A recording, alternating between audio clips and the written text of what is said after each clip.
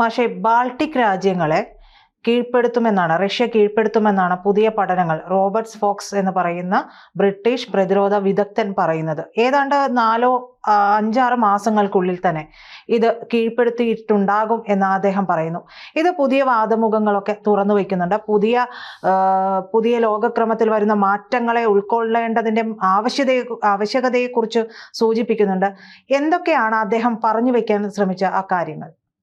തീർച്ചയായിട്ടും ഫോക്സിനെ അറിയാലോ. ഫോക്സ് ബ്രിട്ടീഷ് ഡിഫൻസ് എക്സ്പേർട്ടാണ്. എത്രയോ കാലമായിട്ട് ആ പണി ചെയ്തുകൊണ്ടിരിക്കുന്ന ഒരാളാണ്. ഫോക്സിൻ്റെ അഭിപ്രായമായിട്ട് എടുത്താൽ മതി.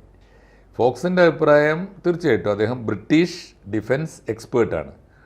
ബ്രിട്ടന് നേരെ, അല്ലെങ്കിൽ ബ്രിട്ടൻ കൂടി ഉൾക്കൊണ്ടിരുന്ന യൂറോപ്യൻ യൂണിയന് നേരെ വരുന്ന പുതിയ വിപത്തുകളെ കണ്ടെത്തി പറയുക എന്നുള്ളതാണ് അദ്ദേഹത്തിൻ്റെ പണി. അത് കണ്ടെത്തുന്നതിൽ അദ്ദേഹം അതിവിദഗ്ധനാണ്. അതുകൊണ്ട് അദ്ദേഹം ഇപ്പോൾ കണ്ടെത്തിയിരിക്കുന്നത്, അദ്ദേഹത്തിൻ്റെ ആ ടെക്സ്റ്റ് ഞാൻ കണ്ടു. ആ ടെക്സ്റ്റിൻ്റെ ഒരു സത്ത് എന്താണെന്നറിയോ? ഇവനെ സൂക്ഷിക്കുക എന്നാണ്. റഷ്യയെ സൂക്ഷിക്കുക. ഈ റഷ്യയെ സൂക്ഷിക്കുക എന്ന് പറയേണ്ടത് പുതിയ കാലത്ത് ആരുടെ അജണ്ടയാണ്? ബ്രിട്ടൻ്റെ മാത്രമല്ല, അത് ട്രംപിൻ്റെയും അജണ്ടയാണ്. അപ്പോൾ ട്രംപിനെ വലിയ തോതിൽ ചൊടിപ്പിക്കുകയും വലിയ തോതിൽ പ്രകോപിപ്പിക്കുകയൊക്കെ ചെയ്യുന്ന ഒരാളാണെന്ന് മാത്രമല്ല, ഒരു രാജ്യമാണ് റഷ്യ. അതിൻ്റെ പിൻബലമുണ്ട്. അവർക്ക് ചരിത്രപരമായ പിൻബലമുണ്ട്. ഒരു കാലത്ത് അമേരിക്ക ലോകത്തെ അടക്കി വാണിരുന്ന കാലത്ത് അമേരിക്കയ്ക്കെതിരായ ഒരു ശാക്തിക ചേരി ഉണ്ടാക്കി. മുതലാളിത്ത ചേരി എന്ന് പറഞ്ഞിരുന്ന ഒരു ചേരിയെ അമേരിക്ക നയിക്കുന്ന കാലത്ത് ഇവരൊക്കെ ചേർന്ന്, അമേരിക്കയും ബ്രിട്ടനും ഫ്രാൻസും ഒക്കെ ചേർന്ന് നയിച്ചുകൊണ്ടിരുന്ന കാലത്ത് അതിനെതിരായി ഒരു സോഷ്യലിസ്റ്റ് ചേരി ഉണ്ടാക്കി. അതാണ് സോവിയറ്റ് യൂണിയൻ. സോവിയറ്റ് യൂണിയൻ്റെ കൂടെ ഒരുപാട് രാജ്യങ്ങൾ വന്നല്ലോ. പിന്നെ ചൈന ആ പാതയിൽ വന്നു, നമ്മുടെ വിയറ്റ്നാം വന്നു, ക്യൂബ വന്നു, വെനിസ്വേല വന്നു, ഒരുപാട് കൊറിയ വന്നു, ഒരുപാട് രാജ്യങ്ങൾ ആ പരമ്പരയിൽ വന്നല്ലോ.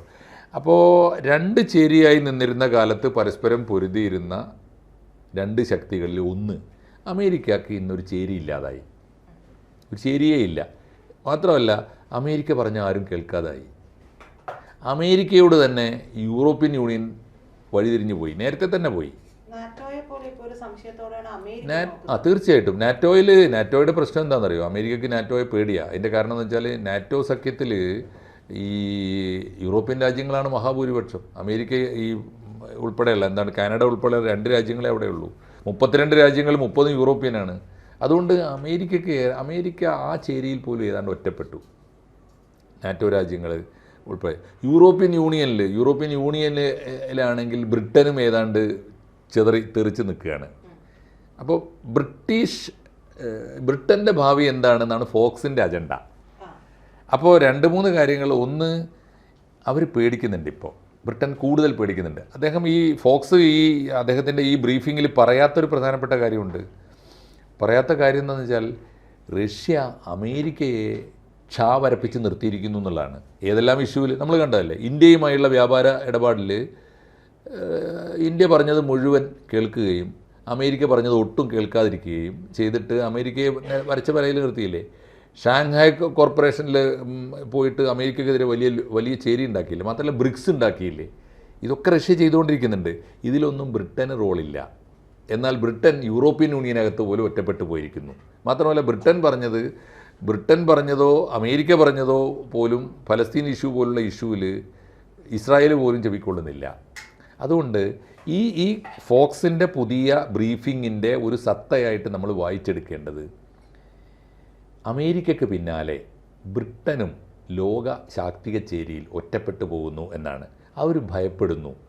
അമേരിക്ക ഏതുപോലെ, സത്യം പറഞ്ഞാൽ ഇതുവരെ പുറത്തു പറഞ്ഞില്ലെങ്കിലും, അമേരിക്ക എന്തിനാണ് ഈ പൂച്ചിനെയും റഷ്യയെയും ഇങ്ങനെ ആക്രമിച്ചുകൊണ്ടിരിക്കുന്നത്? എന്തിനാണ് റഷ്യ ഇന്ത്യയുമായി നടത്തുന്ന കച്ചവടത്തെ എന്തിനാണ് അമേരിക്ക ഭയപ്പെടുന്നത്? അമേരിക്ക ആത്യന്തികമായി ഇപ്പോൾ റഷ്യയെ ഭയപ്പെടുന്നുണ്ട്. റഷ്യയും ചൈനയും ഇന്ത്യയും ചേർന്ന ഒരു പുതിയ ധ്രുവീകരണ ശക്തി, ലോകത്തൊരു പുതിയ ആഗോള ശക്തി രൂപപ്പെടുന്നുണ്ട് എന്ന് അദ്ദേഹം കാണുന്നുണ്ട്. അത് അമേരിക്ക ഭയപ്പെടുന്നു. ഓർക്കേണ്ട കാര്യം, അതിനകത്ത് അമേരിക്കയില്ല. ബ്രിക്സിൽ അമേരിക്കയില്ല, ഇല്ലല്ലോ. എന്നാൽ ബ്രിട്ടനുമില്ല. ബി ഫോർ ബ്രസീലാണ്, B for not for Britain. അപ്പോൾ അതുകൊണ്ട് അമേരിക്കയെ പോലെ തന്നെ റഷ്യയെ ചൂണ്ടിക്കാണിച്ചിട്ട് ഇപ്പോൾ അവർ പറയുന്നത് യൂറോപ്യൻ യൂണിയനോട് തൊട്ട് കിടക്കുകയാണ് റഷ്യ. റഷ്യയുടെ പഴയ ഭൂമിശാസ്ത്രം അറിയാലോ. ഏഷ്യക്കും യൂറോപ്പിനും ഇടയിൽ അതിരിട്ട് നിന്ന ലോകത്തിലെ ഏറ്റവും വലിയ രാജ്യമാണ് സോവിയറ്റ് യൂണിയൻ. അത് ചിതറിപ്പോയപ്പോൾ 91 അത് ചിതറിപ്പോയപ്പോൾ അതിൻ്റെ അവശിഷ്ട രാജ്യങ്ങളിൽ ഏറ്റവും വലുതാണിപ്പോൾ റഷ്യ പുതിയ ഒരു സോവിയറ്റ് യൂണിയൻ ആവാൻ ശ്രമം നടത്തുന്നു. റഷ്യ പേടിപ്പിക്കുന്നത് ആരെയാണ്? ഇതാ അമേരിക്കൻ പ്രസിഡന്റിനെ പേടിപ്പിച്ച് നിർത്തിയിരിക്കുന്നു. ഒപ്പം വൻകിട ശക്തികളോട്, ചൈനയോടും ഇന്ത്യയോടും ഒരു പരിധിവരെ ഇറാനോടും ഐക്യപ്പെട്ട് നിൽക്കുന്നു റഷ്യ. ഇനി റഷ്യയുടെ അടുത്ത കണ്ണ് തീർച്ചയായിട്ടും യൂറോപ്യൻ യൂണിയന് നേരെ വരും. ബ്രിട്ടനിൽ പലപ്പോഴായിട്ട്, ഇപ്പോൾ അതിൽ ഫോക്സ് പറയുന്നുണ്ട് ഒരു കണക്ക്.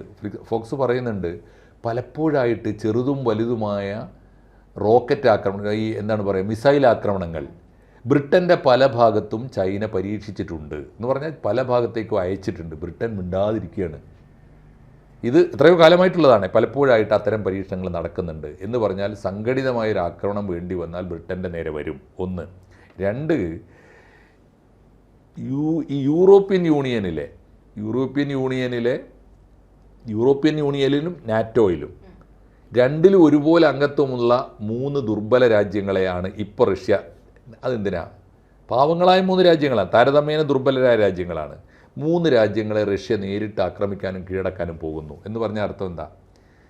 ചെറിയ രാജ്യങ്ങളെയെങ്കിലും കീഴടക്കി ലക്ഷ്യം വെക്കുന്നത് ബ്രിട്ടനെ തന്നെയാണ്. എന്ന് പറഞ്ഞാൽ ബ്രിട്ടനെ ഒരു പക്ഷേ ലക്ഷ്യം വെക്കുമ്പോൾ യൂറോപ്യൻ യൂണിയൻ പോലും ബ്രിട്ടൻ്റെ കൂടെ ഉണ്ടാവില്ല, നാറ്റോയും ഉണ്ടായിക്കൊള്ളണമെന്നില്ല.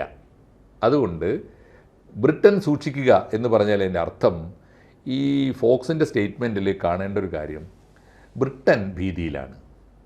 ഇതിൽ നമ്മുടെ പാഠം 2, പാഠം 1 ട്രംപ് ഭീതിയിലാണ്. ട്രംപിന് ഭൂമിയിൽ വോയിസ് ഇല്ലാതായിരിക്കുന്നു. ട്രംപിനെ ലോകരാജ്യങ്ങളുടെ നായക സ്ഥാനം നഷ്ടപ്പെട്ടിരിക്കുന്നു. അതാണല്ലോ പാഠം 1. പാഠം 2 റോബർട്ട് ഫോക്സിൻ്റെ ഈ പാഠം. ഫോക്സ് പറയുന്നത് പാഠം 2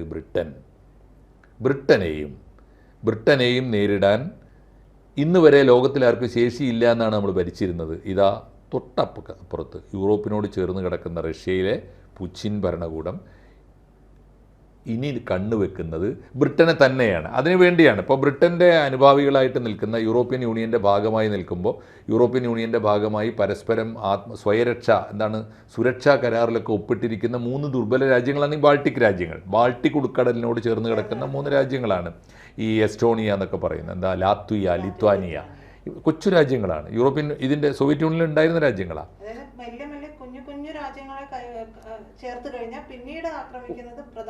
ആണ്. അപ്പോൾ ഓർത്ത് നോക്കൂ, യൂറോപ്യൻ യൂണിയൻ്റെ തലപ്പത്ത് ആരാണ് ഉണ്ടായത്? ആരാണ് യൂറോപ്യൻ യൂണിയൻ ഉണ്ടാക്കിയത്? യൂറോപ്യൻ യൂണിയൻ ഉണ്ടാക്കിയ കാലത്ത് അത് ഉണ്ടാക്കിയത് ബ്രിട്ടനാണ്. ആരാണ് നാറ്റോയുടെ തലപ്പത്ത്? അമേരിക്ക അല്ലല്ലോ, ബ്രിട്ടനാണ് അതിൻ്റെ തലപ്പത്ത് ഉണ്ടാവേണ്ടത്. ഇപ്പോൾ ബ്രിട്ടനേക്കാൾ ഫ്രാൻസ് വളർന്നിരിക്കുന്നു. ബ്രിട്ടനെ വോയിസ് ഇല്ലാത്ത വിധം പല കാര്യങ്ങളിലും ഫ്രാൻസ് നിലപാടെടുക്കുന്നു.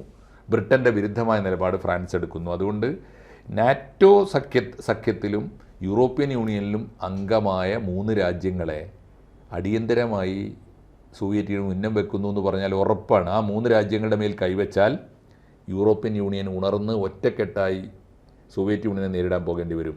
പോകില്ല, കാരണം അവർ തമ്മിലുള്ള ആത്മബന്ധം അത്രമേൽ ദുർബലമാണ്. 2, നാറ്റോ സഖ്യത്തിൽ വരുന്നുണ്ട്. നാറ്റോ സഖ്യത്തെ ആക്രമിക്കാൻ പോലും സോവിയറ്റ് യൂണിയൻ തയ്യാറാണ് എന്ന് പറഞ്ഞാൽ അർത്ഥം നാറ്റോ സഖ്യത്തെക്കാൾ ശക്തമായ ഒരു ശാക്തിക ചേരി ലോകത്ത് രൂപം കൊണ്ടിരിക്കുന്നു. അതിനകത്ത് സാക്ഷാൽ ചൈനയുണ്ട്, ഇന്ത്യയുണ്ട്. ഇതൊന്നും ചെറിയ ശക്തികളല്ല.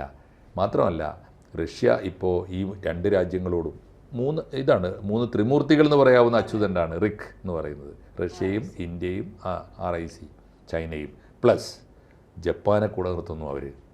ചരിത്രപരമായി അമേരിക്കയെ ആദ്യം തള്ളിപ്പറയാനിടയുള്ള ഒരു രാജ്യമാണ് ജപ്പാൻ. ബ്രിട്ടനെ അതിജീവിച്ച് കഴിഞ്ഞ രാജ്യമാണ്. അതുകൊണ്ട് ലോകത്തിൻ്റെ പുതിയ പോക്കിൽ ഇനി അങ്ങോട്ട് ആദ്യം റഷ്യയെ ഭയപ്പെടേണ്ടത്, റഷ്യയെ മാത്രമല്ല, അത് റഷ്യയെക്കുറിച്ചുള്ള ഭയം മാത്രമല്ല, ഇന്ത്യയെക്കുറിച്ച് പറഞ്ഞില്ല എന്നേ ഉള്ളൂ, ചൈനയെക്കുറിച്ച് പറഞ്ഞില്ല എന്നേ ഉള്ളൂ.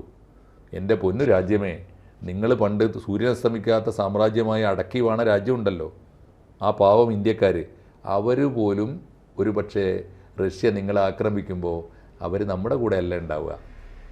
ഇന്നത്തെ ആഗോള സാഹചര്യത്തിൽ റഷ്യയും ബ്രിട്ടനും തമ്മിൽ യുദ്ധം ഉണ്ടായ ഇന്ത്യ എവിടെ നിൽക്കും? റഷ്യയുടെ കൂടെ നിൽക്കും, യാതൊരു തർക്കവുമില്ല. അപ്പോൾ അതുകൊണ്ട് പഴയ പാഠങ്ങളൊന്നും ഇന്ത്യക്കാർ മറന്നിട്ടില്ല. ഒരു പക്ഷേ നിങ്ങൾ 190 കൊല്ലം അടക്കി ഭരിച്ച നാടാണല്ലോ, അവർ കണക്ക് പറഞ്ഞേക്കും. സൂക്ഷിച്ചോ എന്നാണ് സ്വന്തം രാജ്യത്തോട് റോബർട്ട് ഫോക്സ് പറഞ്ഞിരിക്കുന്നത്. അതും ഇന്ത്യക്കുള്ള സർട്ടിഫിക്കറ്റ്, ഇന്ത്യക്ക് കൂടി പരോക്ഷമായി ഇന്ത്യക്ക് കൂടിയുള്ള സർട്ടിഫിക്കറ്റാണ്.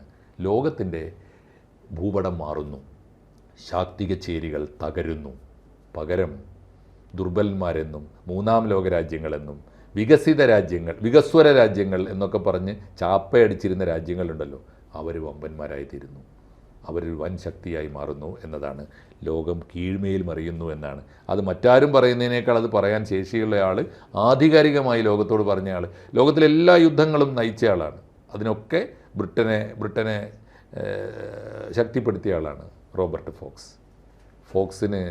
ഫോക്സിൻ്റെ പാഠം എല്ലാവർക്കും വലിയ പാഠം തന്നെയാണ്. ലോകത്തിൻ്റെ ഏറ്റവും പുതിയ ഘടനയെക്കുറിച്ച് പറയേണ്ട ആൾ പറഞ്ഞിരിക്കുന്നു, നമ്മളത് ശരിവെച്ചിരിക്കുന്നു. കൂടുതൽ വാർത്തകളും വിശേഷങ്ങളും നിങ്ങളിലേക്ക് എത്താൻ ABC മലയാളം സബ്സ്ക്രൈബ് ചെയ്യുക, ബെൽ ബട്ടണും അമർത്തുക.